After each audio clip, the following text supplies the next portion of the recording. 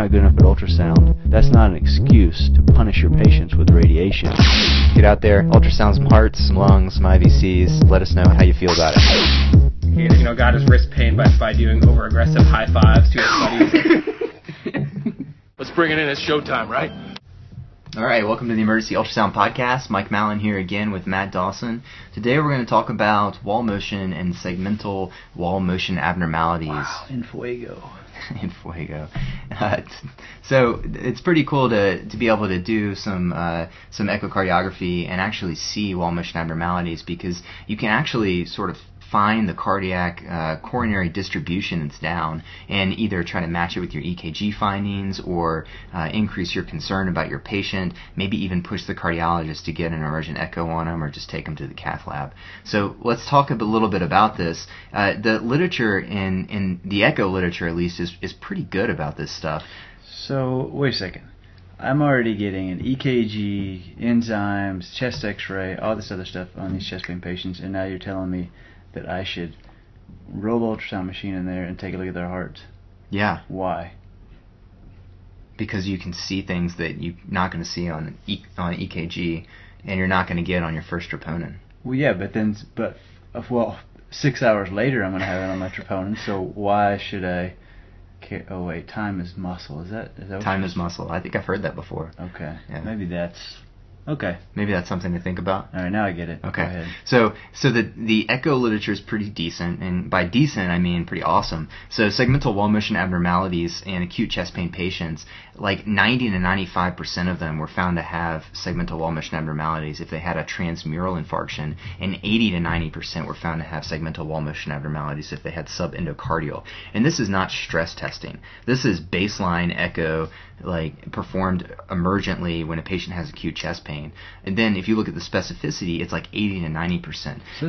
So that's pretty cool. I mean, the patients that are real, that you actually do want to get to the cath lab, that's a pretty good bunch of them that you're going to see something going on, and maybe it will affect. Yeah, I mean, I think, so subendocardial, if you consider those, more than likely you're patients that have fairly normal EKGs, or at least, non-diagnostic EKGs. I mean, what does a non-diagnostic EKG get you? But then you find like 80 to 90% of them have segmental wall motion abnormalities. That's a pretty high number. That's pretty awesome. However, I know I can't get an echo in most of the emergency departments that I work at, so I think you were suggesting that maybe I actually do the echo on these patients. Is that what you were suggesting? I might suggest that. Well, is there any actual literature to support that I can actually do it? Obviously, in the echo lab, they can do an echo. Right. No, so funny you asked, Matt. So it turns out that there was recently a study published where they basically took 35 emergency medicine docs and gave them 30 minutes of training on segmental wall motion abnormalities, just like a quick module, sort of a didactic session, just going over this is normal, this isn't normal, this is an LAD lesion, this is normal, and they gave them a test, and they gave them a sort of a similar test. Obviously it wasn't the same questions, but their pre-test, they had 67% accuracy, and then their post-test they had 87% accuracy on diagnosing ultrasounds that show segmental wall motion abnormalities. And the thing that I find interesting about this is not only is 87% pretty decent, 67% is not too shabby either. So it's kind of interesting. You take docs of all different walks of life who have some or none ultrasound training, and they still get 67% of these right. Like, that tells me this stuff must be pretty easy. Yeah, no, I mean, this just goes along with we always say ultrasound is cheating.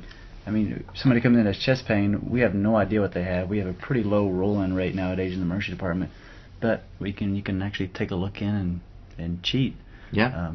It makes your job a lot easier. It potentially could. So should we try to make it a little bit easier? Teach me how. Let's do it. Let's get right into it. So we're going to basically go through this pretty quick, I think, and I think that's just because it's really not that complicated, and I don't want to just destroy the point. But we're going to start off with peristernal short axis, because this is the one axis of the heart where we're in a different plane than we are with all of our other windows. So the peristernal short axis starts off with the probe in the third or fourth intercostal space, just to the left of the sternum, with the probe marker pointed towards the patient's left shoulder, and you are getting a short axis of the heart.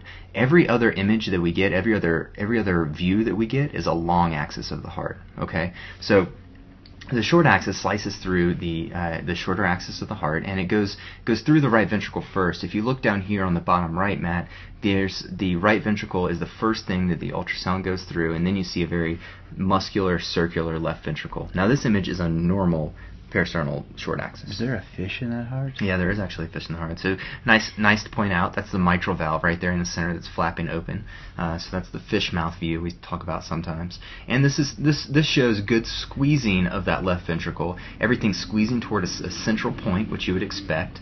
And the muscle itself is actually thickening during systole, which is what we're really looking for, is the thickening of the muscle, even more than the movement itself.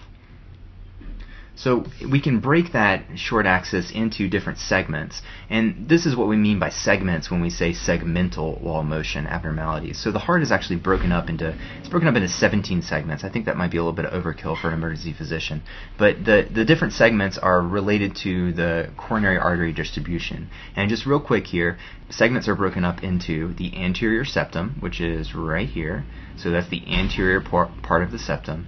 The inferior septum, which is right here, that's the inferior portion, right?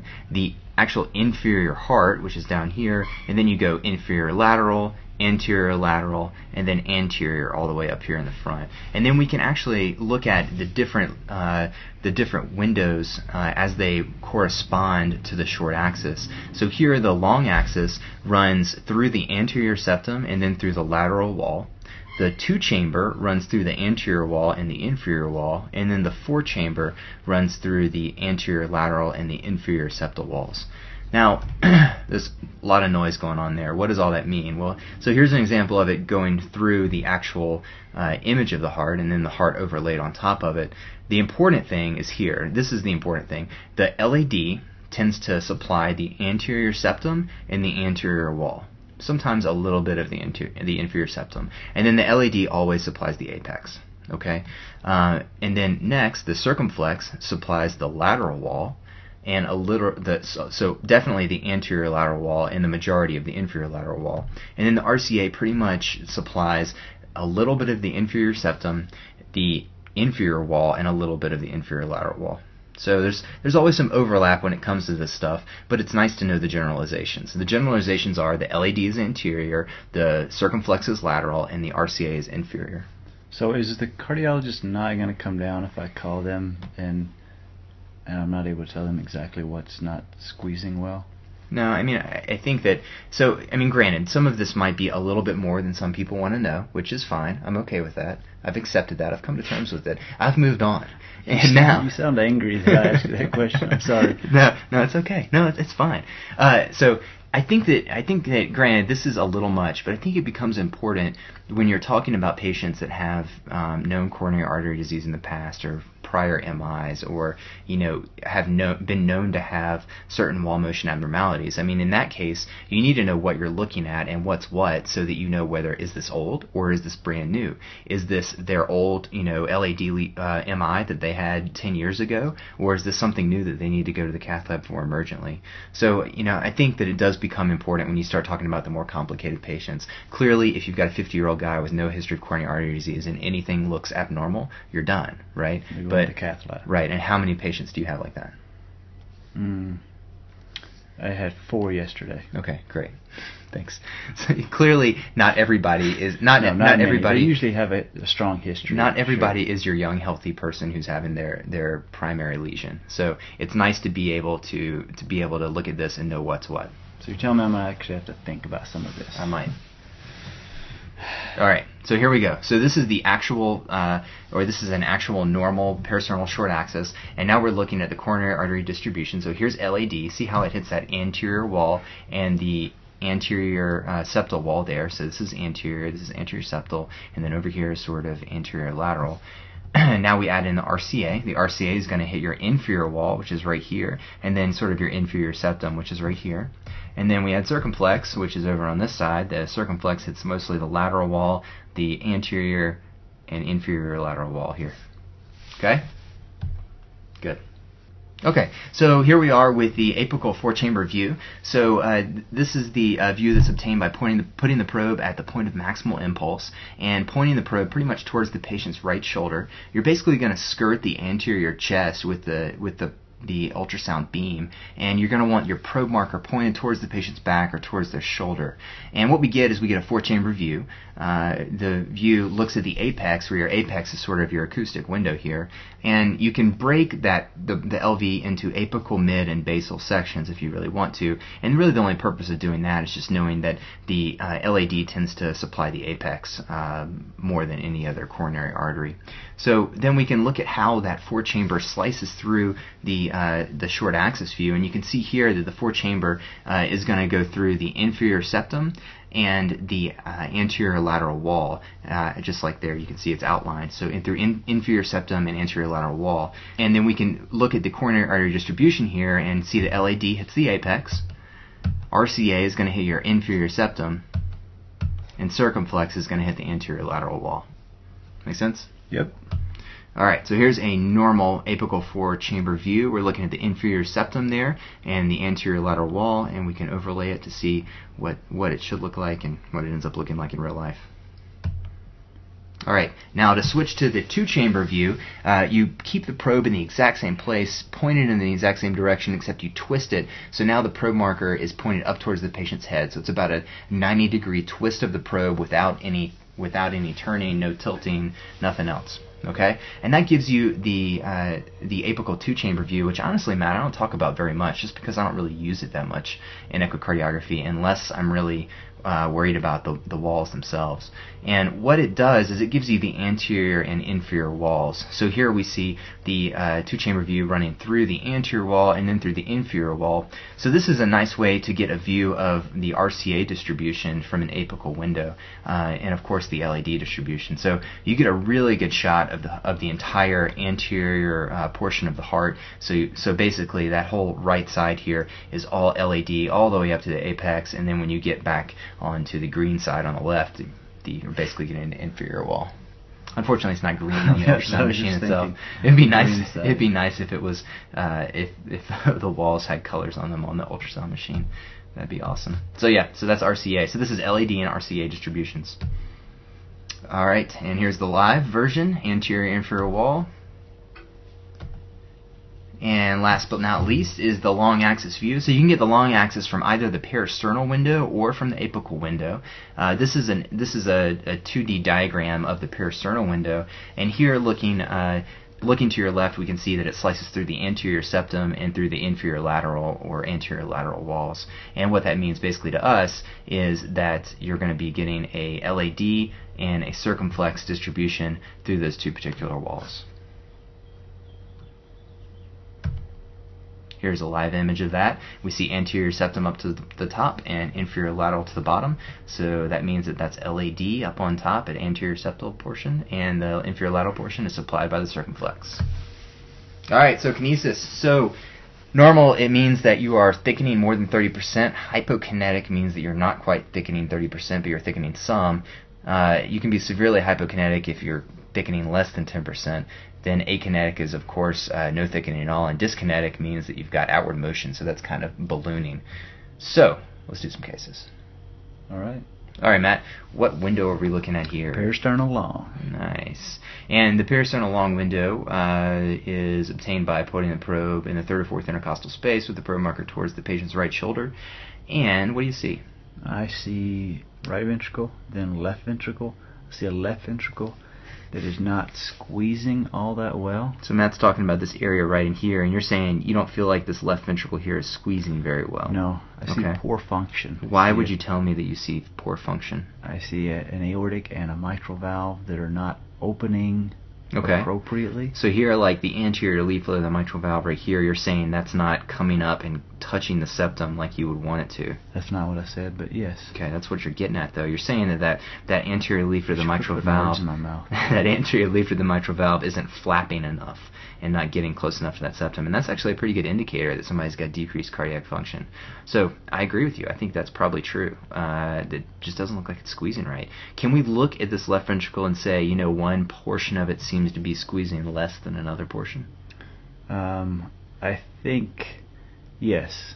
that portion on the back side at the bottom of the screen. Okay, down at the bottom of the screen. The green part. The green part. I'm not sure that was actually green, but maybe it was green. Maybe it was yellow. Yeah, greenish yellow. Greenish yellow. Okay, great. So you're telling me the septum looks good. Septum LAD distribution looks pretty good. Nice. I like it when you start throwing coronary arteries at me. So yeah, I agree. The LAD distribution here looks like it's squeezing, it's moving.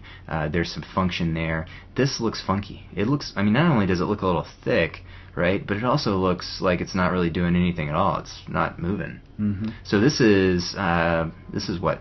Coronary artery. RCA. It's a little bit of sometimes RCA. It's usually circumflex. Yes, yeah. Exactly. So it's usually circumflex. So that's usually the inferior lateral wall. Remember how we said lateral is usually circumflex. Sometimes you can have a little bit of RCA in here, and you were actually right on there with yellow-green. So if you just called the cardiologist and say the yellow-green section is not functioning correctly, then I'm sure they would know what you meant because they've probably listened to this podcast lots of times. So yeah, anterior septum anterior septal portion looks like it's functioning well, but here the inferior lateral is not doing what we want it to do, right? So here we see LAD is okay, circumflex sucks. So you take that, you compare it with your EKG, you look at your trope, you decide, does this patient, meet somebody who I would expect to have a circumflex lesion, and decide whether you want to jump on it and get crazy and give them heparin and call your cardiologist, or how you want to handle it. All right, case 2. What window are we looking at here, Matt? Looks like an apical 4-chamber. Awesome. So this is an apical 4-chamber window, and this is obtained by putting the probe at the point of maximal impulse. And what would you say about the function of this apical 4-chamber, my friend?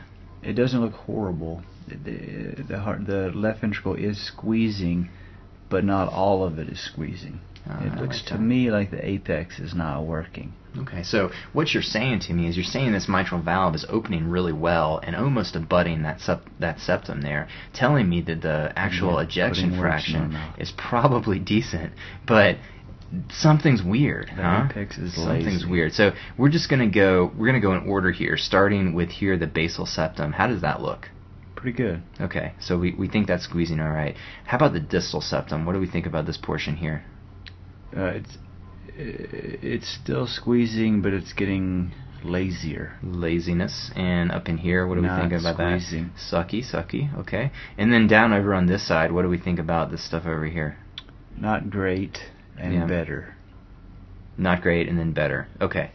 All right. I like what you're thinking. So we could either call the cardiologist and say all that, or we could say, hi, this is Dr. Dawson. I'm calling to tell you that I've got a patient with a blah, blah, blah lesion based on bedside echocardiogram. LAD. All right, awesome. So this looks like an LAD lesion based on the fact that the apex is what's really down. Now, there might be a little bit of hypokinesis down on this side here, which would be sort of our circumflex distribution. But man, I'm telling you, this basal septum here, which is RCA, this looks awesome. It's getting after it. Yeah, RCA is kicking butt, man. But LAD is way down and not looking happy. What's that funkiness up in there? I'd say maybe a clot. Yeah, so that's a funky clot chilling out in the LAD distribution. So what happens is when you get that part of your heart that's so dead, or the myocardium has been down for so long that there's not any squeeze, you actually get like hardly any blood flow in that particular area, and the blood will just sit there and it'll clot off, and that's how people get apical thrombi. It's very, very rare to get an apical thrombus without some sort of coronary artery did you see that? lesion. I think I just saw a little part shoot off into the... just shot right off into the carotid. Yeah, they just stripped right there on that echo. Wow, it's terrible. All right, so interesting finding, not necessarily something you want to see on somebody or see in one of your patients. And we're just showing the apex all the way to the top here, which is typically LAD distribution. Voila. All right, case 3. So to round it out here, this is our last case, Matt. So you're going to be off the hot seat soon. So what are we looking at now? This is like a apical 3.5 chamber view. This is an apical and 3 3/4 chamber view. Yeah, what is this? I love it when you make fun of the echo. So this is actually an apical long axis window. So this is something that you probably don't really see that much unless you're just sort of messing around with your apical window trying to find a 4-chamber. But what happens is you're seeing sort of the LV here, right? And then this is the left ventricular outflow tract, and I know that because I see the aortic valve right there. Do you see that aortic valve right there? And then, of course, this is the mitral valve, and this is the left atrium. So if you imagine, this is just kind of like an end-on-end parasternal long axis view. You're seeing the exact same stuff, it's just you're seeing it from a different direction. You're looking at the parasternal axis view from the apex instead of looking at it from the right ventricle. Make sense? Got it. So, and then here, this is actually RV right over here. Okay, so all the walls on this view are, even though it looks weird, are the same as your long axis window. So now we know what we're looking at. We're looking at an apical long axis. What do we think about the function here? Well, the apex looks pretty crappy. Okay, it's just not working at all. I mean, it almost looks like it's ballooned. Mm-hmm. So LAD distribution there. Okay. And then is that your lateral or more anterior wall? What is it? Is it your lateral wall that's... You're talking about right over here? Yeah, that's not squeezing very well. Yeah, so this would be actually your inferior wall, right? That's your inferior lateral. Yeah. Yeah. Good job.